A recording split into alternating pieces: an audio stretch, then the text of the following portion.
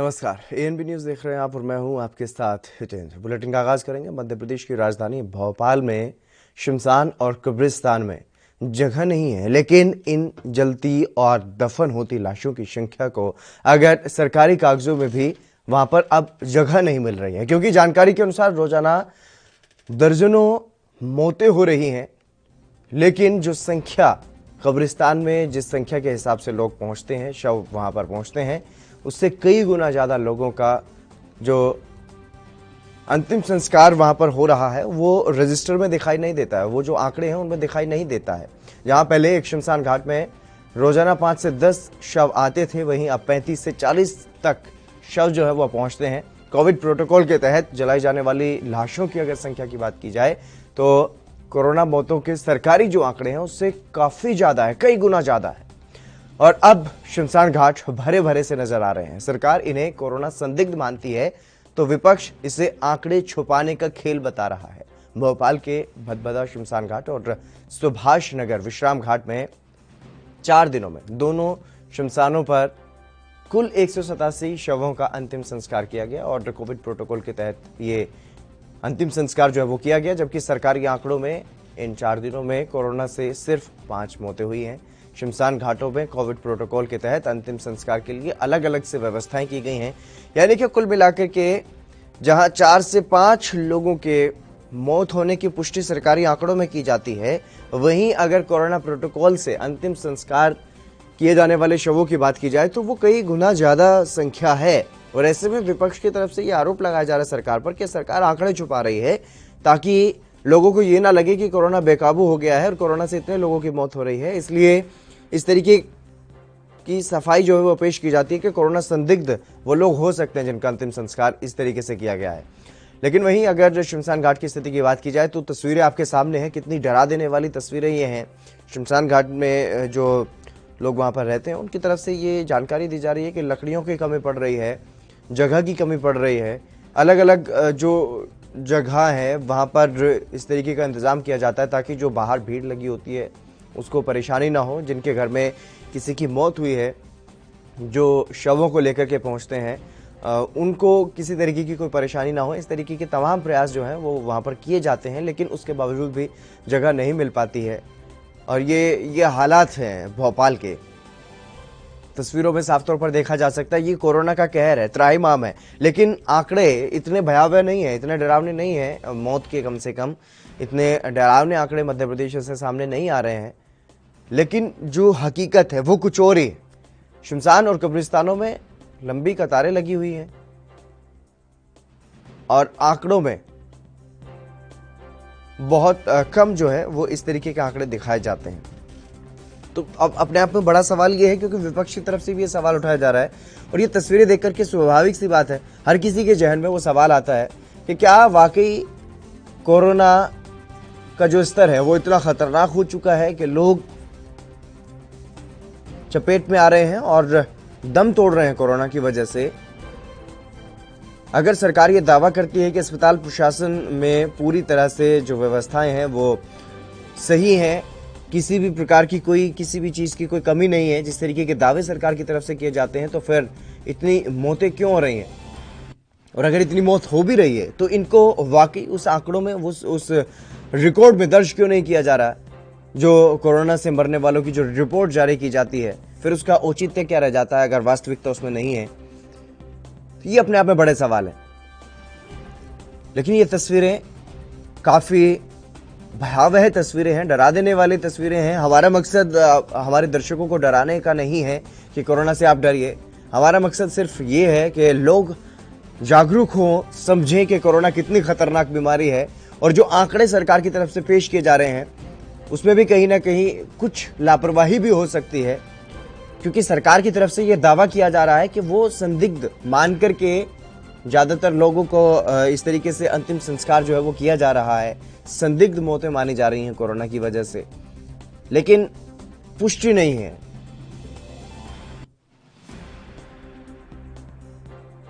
तो इसलिए ये तस्वीरें अपने आप में काफ़ी कुछ बयान करती हैं कि अगर वाकई कोरोना से इतनी मौतें हो रही हैं तो अपने आप में कोरोना एक भयंकर स्तर पर पहुंच गया है। और कोरोना से नहीं, अगर संदिग्ध रूप से भी हो रही हैं तो उनमें भी कोरोना कहीं ना कहीं हो सकता है, जिसकी पुष्टि नहीं होगी, जो आंकड़ों में भी शामिल नहीं होगा। और अगर कोरोना से नहीं तो फिर कम से कम इतनी बड़ी संख्या में मौतों के मामले सामने कम से कम ना आते। तो ये कहीं ना कहीं वो तस्वीरें हैं जो अपने आप में सब कुछ बयान कर रही हैं। बताने की जरूरत नहीं है, शायद समझाने की जरूरत नहीं, सिर्फ खुद ही समझना होगा, क्योंकि सरकार दावे कर रही है कि ये कोरोना संदिग्ध भी हो सकते हैं। यानी कि सरकार ने अपना पक्ष बचा लिया है कि वो कोरोना पॉजिटिव नहीं, कोरोना संदिग्ध हैं, जिनकी अभी तक पुष्टि नहीं हुई कि आखिरकार उनकी मौत क्यों हुई। लेकिन कोरोना से मौत के आंकड़े जो दर्ज किए जा रहे हैं वो कम है, और जो शमशान घाट में कोरोना प्रोटोकॉल के तहत जिनका अंतिम संस्कार किया जाता है, या कब्रिस्तानों में जिनका अंतिम संस्कार जो कोरोना प्रोटोकॉल के तहत किया जाता है, वो संख्या ज्यादा है। तो अब ऐसे में सवाल यही है कि क्या वाकई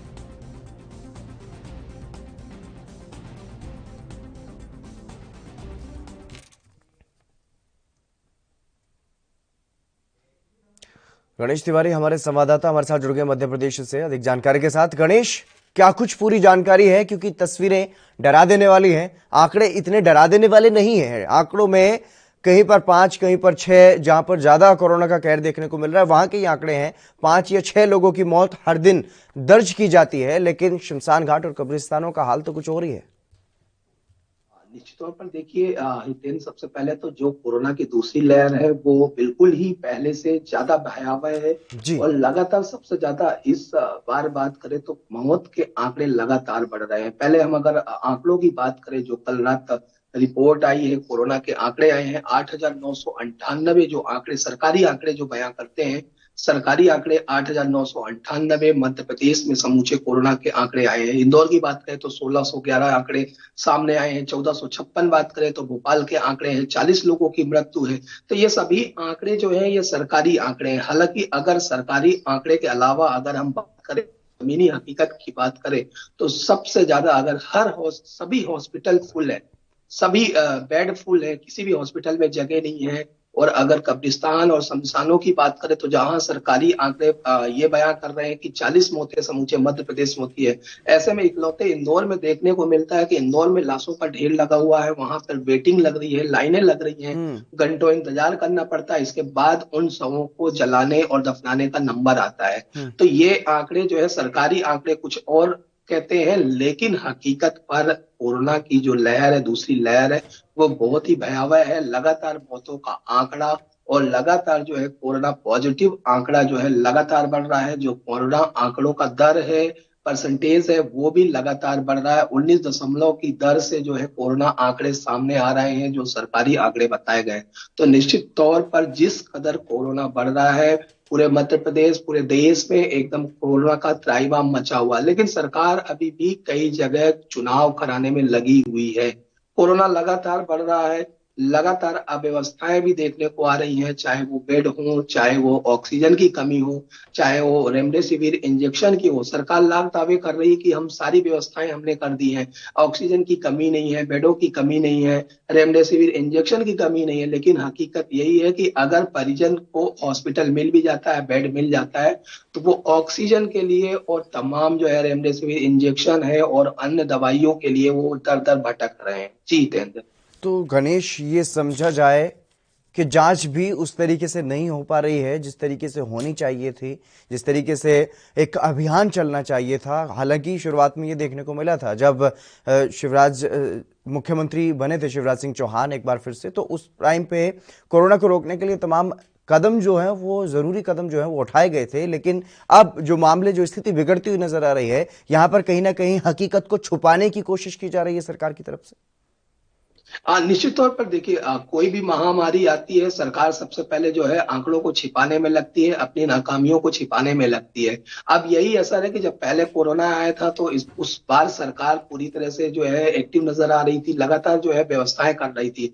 इस बार जब दूसरी लहर आई है, हमें सारी चीजें मालूम है, हमें मालूम है कि कोरोना कितना भयावह है। इसके बावजूद भी हम वही गलतियां कर रहे हैं, हम वही चीजों को दोहरा रहे हैं। अभी भी हमारे पास बेडों की कमी है, अभी भी हमारे पास सभी कमी है, जबकि हमें ये पता है कि कोरोना के जो है आंकड़े लगातार बढ़ रहे हैं। तो यानी कि कहीं ना कहीं सरकार जो है अपने जो नाकामियां हैं या जो भी अपनी कमियां हैं उनको छिपाने के लिए लगातार प्रयास कर रही है, उन आंकड़ों को दबाने की कोशिश कर रही है जो आंकड़े लगातार बढ़ रहे हैं। क्योंकि सरकार के ऊपर भी अब प्रश्न चिन्ह उठने लगा है। कई जगह सरकार जो है चुनाव करा रही है, वहां पर भारी भीड़ उठाने लग गई है। तो आम जनता भी अब सरकार से सवाल करने लग गई है कि अगर जहां पर चुनाव है वहां पर कोरोना नहीं है, वहां तमाम सारी गाइडलाइन है उनका उल्लंघन होता है, लेकिन जहां चुनाव नहीं है वहां तमाम बंदिशें और तमाम चीजें की जाती। तो यही वजह है कि जहां अभी तक 7 से 9 दिनों का कई जिलों में लॉकडाउन लगा दिया गया था, टोटल लॉकडाउन लगा दिया था, जनता का लगातार इस चीज को विरोध, और जहां जहां चुनाव है जब उस चीज की बातें चली सामने आई और लगातार विरोध नजर आया, तो उस लॉकडाउन को अब कोरोना कर्फ्यू लॉकडाउन बताया गया कि जनता जो है स्वेच्छा से उस लॉकडाउन का समर्थन कर रही है। तो यानी कहीं ना कहीं अब सरकार अपनी गलतियों की वजह से, अपनी नाकामियों की वजह से झुकती नजर भी आ रही है। जो जनता चाहती वही अब उसे करना पड़ रहा है। जी जी, लेकिन गणेश अगर बात की जाए, क्योंकि कल हम चर्चा कर रहे थे दमोह चुनाव के बारे में, वहां पर सीएम शिवराज सिंह चौहान का खुद का विरोध हुआ। वो लोग विरोध कर रहे हैं, वो गालियां निकाल रहे हैं जिनके घर में से किसी के सदस्य की मौत हो जाती है। लेकिन सरकार, कहीं ऐसा लग रहा है कि सरकार कुछ इस मामले को इतना सीरियस लेती हुई दिखाई दे रही है? क्योंकि सरकार की तरफ से तो बार बार ये दावा किया जाता है कि प्रदेश में सब कुछ व्यवस्थाएं ठीक हैं और ठीक तरीके से काम चल रहा है, लेकिन जो सामने हकीकत दिखाई दे रही, जो तस्वीरें बयान कर रही हैं, वो किसी से छुपी हुई नहीं है। हितेन, सबसे पहले तो देखिए, सबसे बड़ी बात करें तो सरकार तो पूरी तरह से, अगर मध्य प्रदेश सरकार की भी बात करें तो तमाम जो है बीजेपी के या अन्य पार्टियों के जितने भी वरिष्ठ नेता हैं या जो भी जवाबदेही है वो सभी दमोह चुनाव में लगे हुए हैं। पहली बात तो यही होती कि सभी दमोह में लगे। दूसरी बात, सरकार हालांकि व्यवस्थाएं कर रही है, सरकार लगातार जो है बेड और तमाम चीजों की आपूर्ति की बातें कर रही कि हम पूरी तरह से पूर्ति करेंगे, पूरी तरह से सप्लाई करेंगे, लेकिन फिर भी विफलताएं नजर आ रही हैं। अगर बयां करें हॉस्पिटल के इंदौर के संजय शुक्ला हैं, विधायक है कांग्रेस से, वो लगातार इन सभी कमियों को लेकर लगातार जो है मीडिया के सामने अपनी सम्मुख जो है बातें रख रहे हैं। लगातार जो है हॉस्पिटलों में ऑक्सीजन की कमी हो रही है, लगातार किसी तरह से वहां पे बेड नहीं मिल रहा है। हितेन, में बात करूं तो मुझे स्वयं कई लोग ऐसे मुझसे ही संपर्क करते हैं जिन्हें बेड नहीं मिल रहा है या फिर ऑक्सीजन नहीं मिल पा रही है या वेंटिलेटर नहीं मिल पा रहा है। तो तमाम चीजों का है। हॉस्पिटल के डॉक्टरों से बात होती तो हॉस्पिटल के डॉक्टर चूंकि मीडिया के सामने अपनी बात सामने नहीं रख सकते हैं या हॉस्पिटल की कमियां नहीं बता सकते हैं, लेकिन अंदरूनी हकीकत जब वो बयां करते हैं तो उन हॉस्पिटलों में किसी तरह का ऑक्सीजन सिलेंडर नहीं है। तो नौबत ये है कि पूरी तरह से अभी जो है जिस कदर कोरोना के आंकड़े बढ़ रहे हैं, हम उस कदर जो है आम जनता को जो चीजें, हमें सुविधाएं इस महामारी से बचाने के लिए मुहैया करानी चाहिए, हम वो नहीं करा पा रहे हैं। हालांकि सरकार अब जो है वैक्सीनेशन पर ज्यादा जोर जरूर दे रही है, ज्यादा से ज्यादा वैक्सीन लगाया जा रहा है। लॉकडाउन के समय में भी जिस दिन छुट्टी होती उस दिन भी वैक्सीनेशन का कार्य जोर जोर जो है गांव गांव जाकर, पंचायतों में, ब्लॉकों में, तमाम जगह जो है वैक्सीनेशन का कार्य जरूर तेजी से चल रहा है, ताकि जो है कोरोना की महामारी है, क्योंकि अभी ऐसी कोई ज्यादा बड़ी दवाई भी नहीं बनी जिससे हम इस बीमारी का अंत कर सके। तो ऐसे में वैक्सीन है जो हमें इस महामारी से लड़ने में ताकत देती है, कहीं ना कहीं हमें जो है बचाती है। तो ऐसे में वैक्सीनेशन का कार्य जरूर तेजी से चल रहा है, लेकिन जो व्यवस्थाएं हमें करना चाहिए वो हम व्यवस्थाएं करने में पूरी तरह से विफल नजर आ रहे हैं, और उन्हीं कमियों को छिपाने के लिए हमें लगातार झूठ पे झूठ बोलना पड़ रहा है। जी जी गणेश, क्योंकि लगातार जिस तरीके से झूठ बोलने की बात आप कह रहे हैं कि कहीं ना कहीं आंकड़ों को छुपाने की कोशिश, झूठ बोलने की कोशिश सरकार की तरफ से की जा रही है, लेकिन जो इंतजाम किए जाने चाहिए अभी भी, क्योंकि हालात फिलहाल बिगड़ चुके हैं पूरी तरह से, लेकिन अभी भी जो लोग अभी जूझ रहे हैं, कोरोना से जूझ रहे हैं या फिर और भी कोरोना फैल रहा है, उनकी कम से कम जान बचाई जा सके, इसके लिए अस्थायी अस्पताल बनाए जाए, बेड्स की व्यवस्था की जाए, आईसीयू के जिस तरीके से जो सुविधाएं हैं वो उनमें दी जाए लोगों को, इस तरीके के कोई प्रयास नहीं किए जा रहे सरकार की तरफ से अभी भी? हितेंद्र, अब देखिए, जब लगातार कोरोना के आंकड़े जो है काफी ज्यादा पहुंच चुके हैं, 10,000 समथिंग, इंदौर में जो सरकारी आंकड़े 8,998 पहुंच चुके हैं। अब जाकर सरकार जरूर जागी है, स्वास्थ्य विभाग जरूर जागा है। अब जो है अगर इंदौर की ही बात करें तो कई जगह आइसोलेशन सेंटर बनाए जा रहे हैं, 500 1000 बेडों के जरूर बनाए जा रहे हैं, ताकि अब जो है आम जनता जिस कदर जो है यहाँ की जनता को बेडों की कमी खल रही है, लोग घरों में होम क्वारंटाइन है, लोग दवाइयों के लिए भटक रहे हैं, उनके लिए अब जरूर व्यवस्थाएं की जा रही है। हालांकि ये व्यवस्थाएं सरकार को जब मालूम था कि कोरोना की दूसरी लहर वापस से आ चुकी है और भयावह है, लगातार मीडिया के सामने भी ऐसी बातें हम लोग भी आपस में रख रहे थे कि कोरोना की दूसरी लहर भयावह है। लगातार महाराष्ट्र में आंकड़े बढ़ रहे थे, लगातार गुजरात में आंकड़े बढ़ रहे थे, छत्तीसगढ़ में बढ़ रहे थे। तो मध्य प्रदेश सरकार को जो व्यवस्थाएं करनी चाहिए थी वो पहले ही करनी चाहिए, क्योंकि अभी छत्तीसगढ़ में ही है 3 स्टेडियमों को आइसोलेशन के तर्ज पर रखा गया है। तो मध्य प्रदेश सरकार को भी ऐसी व्यवस्थाएं पहले ही आगे आकर करनी चाहिए थी, ताकि जो ये अव्यवस्थाएं हैं जो सामने आ रही हैं वो नहीं आना चाहिए। तो अब जाकर जरूर सरकार जागी है, जब तमाम सरकार की कमियों को कांग्रेस और अन्य पार्टियों ने लगातार उजागर किया है। मीडिया के सामने वो ऐसी तस्वीरें आई जहां पर लोग जो है भटक रहे हैं, जहां पर वैक्सीन को लेकर, जहां पर इंजेक्शन को लेकर काफी ज्यादा भीड़ इकट्ठी हो रही है, लोग दर दर भटक रहे हैं। जब ऐसी खबरें आई, जब ऐसी फोटो और वीडियो सामने आया, तब जरूर सरकार जागी है और जो व्यवस्थाएं आज से 2 माह पहले कर लेनी चाहिए थी, अब सरकार जागी है और अब उन व्यवस्थाओं पर ज्यादा जोर दे रही है। जी हितेंद्र। जी गणेश, तमाम जानकारी देने के लिए बहुत शुक्रिया आपका। लेकिन तस्वीरें जिस तरीके से डरा देने वाली तस्वीरें सामने आ रही हैं मध्य प्रदेश से, और जो आंकड़े हैं वो कुछ और ही बयां कर रहे हैं, जो हकीकत है वो कुछ और बयां कर रही है, तो ऐसे में कुछ तो गड़बड़ है, ये फिलहाल दिखाई दे रहा है। लेकिन हालात जो हैं वो काफ़ी नाजुक बने हुए हैं, तो लोगों को खुद ही समझना पड़ेगा, क्योंकि सरकारी काम है, सरकार के हिसाब से चलेंगे, लेकिन हकीकत जो है उसको समझना होगा आप लोगों को खुद ही। महाराष्ट्र से अगली खबर है, उसका रुख करेंगे। महाराष्ट्र में कोरोना के बढ़ते मामलों के बीच लगातार जिस तरीके से कोरोना के मामले बढ़ रहे हैं, उसके मद्देनजर सरकार की तरफ से भी फैसले लिए जा रहे हैं, कड़े फैसले लिए जा रहे हैं। लेकिन इसी बीच एक लापरवाही का मामला भी सामने आया है। विनायक अस्पताल में 7 कोरोना संक्रमित मरीजों की मौत हो गई है, जिसे लेकर के अस्पताल पर लापरवाही के आरोप लग रहे हैं। वहीं परिजनों ने आरोप लगाते हुए बताया कि मरीजों की मौत ऑक्सीजन की कमी के कारण हुई है। और जानकारी के अनुसार आपको बता दें कि मुंबई के नाला सोपारा के एक अस्पताल का यह पूरा मामला है, जहां पर ऑक्सीजन की कमी के कारण 7 कोरोना मरीजों की कथित तौर पर मौत हुई है। इस मौत के बाद गुस्साए परिजनों ने खूब हंगामा किया। हालांकि अस्पताल के एक डॉक्टर ने यह कहा है कि इस अस्पताल में सिर्फ गंभीर रोग से पीड़ित मरीजों को ही एडमिट किया जाता है। जिन मरीजों की मौत हुई है वो उम्र या फिर किसी और बीमारी से पीड़ित थे और पहले ही गंभीर स्थिति में थे। ऑक्सीजन की कमी से मौत का दावा कर रहे परिजनों के आरोपों को अस्पताल प्रबंधन ने खारिज किया है। डॉक्टर की तरफ से ये बताया गया है कि वो पहले ही ऐसी गंभीर समस्याओं से जूझ रहे थे और पहले ही उनकी जो स्थिति थी वो काफ़ी क्रिटिकल थी, तो इसलिए उनको नहीं बचाया जा सका। और इस बारे में पहले ही उनके परिजनों को जानकारी दे दी गई थी जब उन्हें भर्ती किया गया, क्योंकि उनकी हालत काफ़ी गंभीर थी और इस बारे में परिजनों को पहले ही बता दिया गया था कि मुश्किल स्थिति में आपका मरीज है। लेकिन उसके बाद भी परिजनों की तरफ से वहां पर हंगामा किया गया।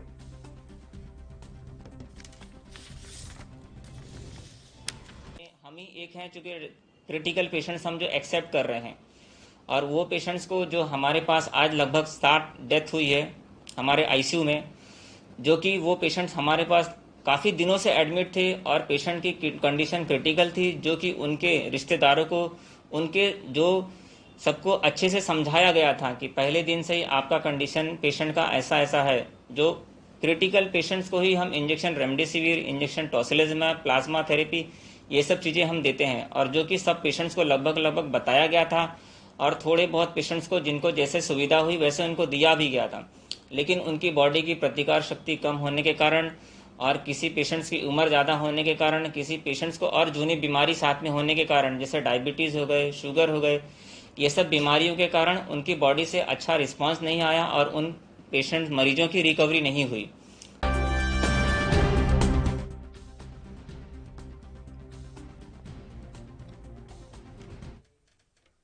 सत्यप्रकाश सोनी हमारे संवाददाता हमारे साथ जुड़ गए अधिक जानकारी के साथ। सत्यप्रकाश, क्या कुछ पूरी जानकारी है, क्योंकि परिजनों की तरफ से बड़ी लापरवाही का आरोप लगाया गया है। उधर सीएम उद्धव ठाकरे ने भी इस बात को माना है कि ऑक्सीजन की कमी महाराष्ट्र में हो रही है, लेकिन अस्पताल की तरफ से जो अस्पताल में नाला सोपारा में जो अस्पताल, उसमें 7 जो मरीजों की मौत हुई, उसकी असल वजह क्या कुछ रही है, इस बारे में कोई जानकारी? देखिए इधर पालघर जिले के नाला सोपारा हॉस्पिटल में, विनायक हॉस्पिटल में जिस तरह से 7 लोगों की आकस्मिक मौत को लेकर लगातार उनके परिजन आरोप लगा रहा है कि कोविड सेंटर में ऑक्सीजन की कमी की वजह से इनकी मौत हुई है। हालांकि इस पूरे मामले में मनपा द्वारा ये कहा जा रहा है कि ऑक्सीजन की कमी के चलते नहीं, बल्कि ज्यादा उम्र और गंभीर बीमारी के चलते उनकी मौत हुई है। इस पर किसी तरह का आरोप प्रत्यारोप बेहद गलत है।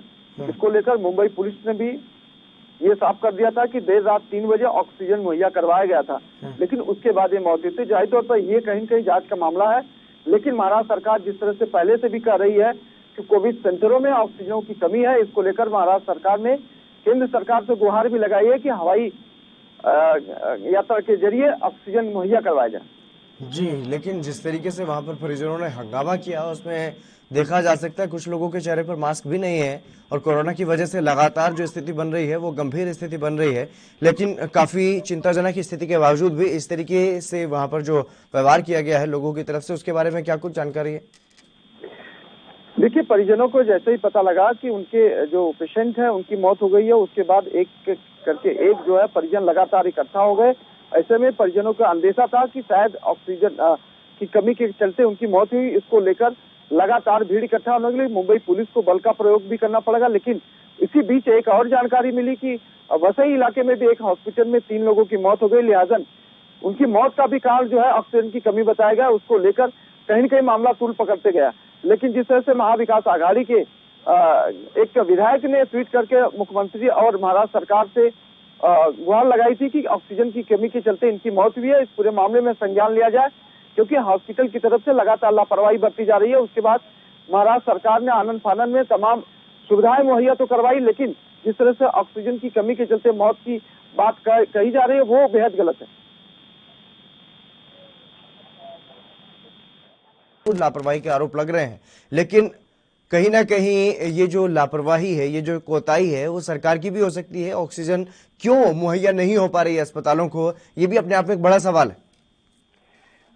देखिए, इधर महाराष्ट्र सरकार तो पहले से ही कह रही है कि ऑक्सीजन की कमी, तमाम कोविड सेंटर बढ़ा दिए गए हैं, वैक्सीन क्वारंटीन सेंटर बना दिए गए हैं, लेकिन वहाँ ऑक्सीजन की बेहद कमी है। इसको लेकर महाराष्ट्र सरकार पहले भी लगातार आरोप लगा रही थी कि केंद्र सरकार उनकी पूरी तरह से मदद नहीं कर रही है।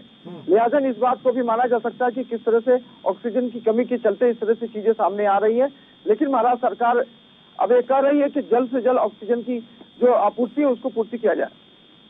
लेकिन वहीं परिजनों की तरफ से अब क्या कुछ कहा जा रहा है, किस तरीके की आगे वो कार्रवाई की मांग कर रहे हैं? देखिए, परिजन का सीधा आरोप है कि ऑक्सीजन की कमी के चलते और डॉक्टरों की लापरवाही के चलते मौत हुई है।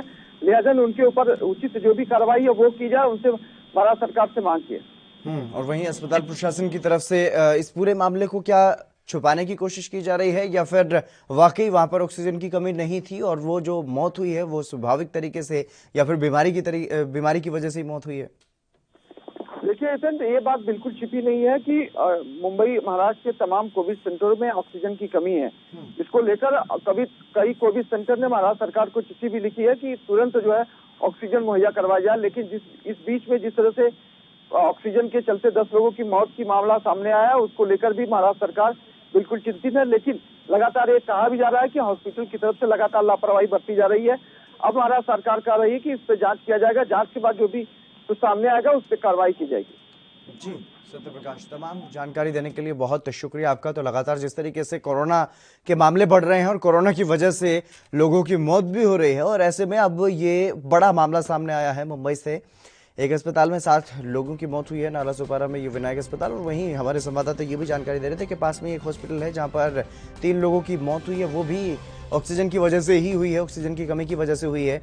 और इस तरीके से अब ये भी बात सामने आई है, हालांकि जिस तरीके से सीएम ठाकरे ने केंद्र सरकार से ये मांग की है कि ऑक्सीजन तुरंत प्रभाव से मुहैया करवाई जाए, कुछ हवाई मार्ग के जरिए और कुछ सड़क यातायात के जरिए ऑक्सीजन जो है वो महाराष्ट्र में पहुंचाई जाए। महाराष्ट्र में अस्पतालों में ऑक्सीजन की काफ़ी कमी हो रही है और इस वजह से लोगों को इसका खामियाजा भुगतना पड़ रहा है।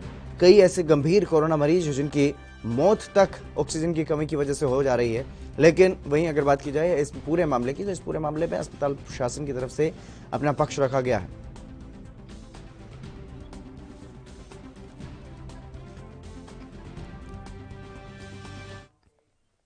और वहीं बात अगर देश की राजधानी दिल्ली की जाए तो दिल्ली में भी कोरोना के मामलों में लगातार बढ़ोतरी हो रही है और इसको लेकर के अब सियासत भी शुरू हो गई है।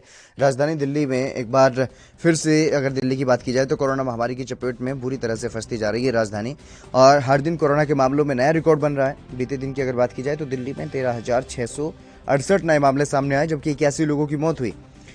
दिल्ली में लगातार बढ़ते कोरोना के केस के बीच सरकार सख्त फैसले ले रही है, तो वहीं अस्पतालों में व्यवस्थाएं चरमरा गई हैं। और अब दिल्ली सरकार ने केंद्र सरकार से ये अपील भी की है कि सीबीएसई की बोर्ड की जो परीक्षाएं उनको रद्द किया जाए। इसके अलावा एमसीडी के महापौर ने ये कहा है कि दिल्ली सरकार ने कितने काम किए हैं कोरोना की रोकथाम के लिए वो बताएं। मैंने वैक्सीन की दोनों डोज ले ली हैं, मुझे कोई दिक्कत नहीं आई, दिल्ली में वैक्सीन की कोई कमी नहीं है, उन्होंने ऐसा दावा किया है। वहीं वैक्सीन की कमी अगर होती भी है तो केंद्र सरकार को बताई जाए, उसे दूर किया जाएगा। साथ ही उन्होंने ये भी आरोप लगाया कि सीबीएसई की परीक्षा को लेकर के और कोरोना के कंट्रोल को लेकर के दिल्ली सरकार ने देरी की।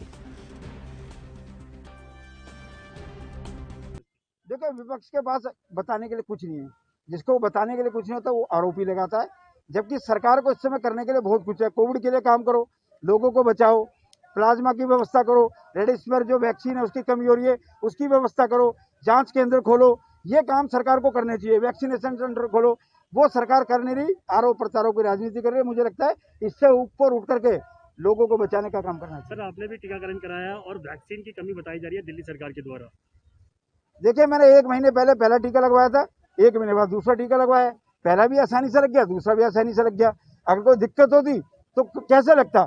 इसका मतलब वैक्सीन है, सरकार उसकी चिंता कर रही है। हम लोगों को अवेयर करने की चिंता करनी चाहिए, बाकी काम भारत सरकार पर छोड़ देना चाहिए। देखिए, बड़ा दुख तो है, ये बड़ा असंवेदनशीलता है केंद्र सरकार की कि वो इस तरह का फैसला उसने लिया कि हमारे देश के लोगों को वैक्सीन मिल नहीं पा रही।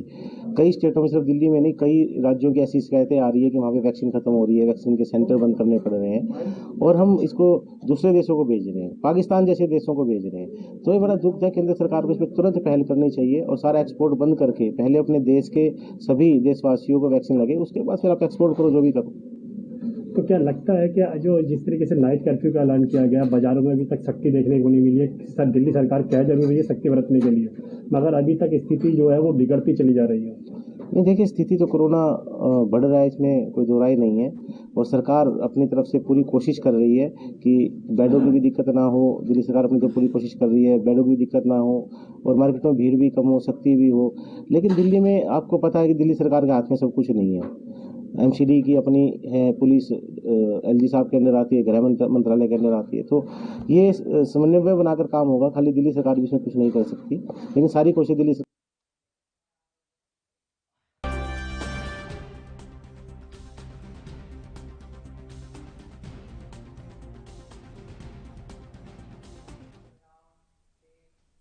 चलिए, बुलेटिन में बस इतना ही। नमस्कार।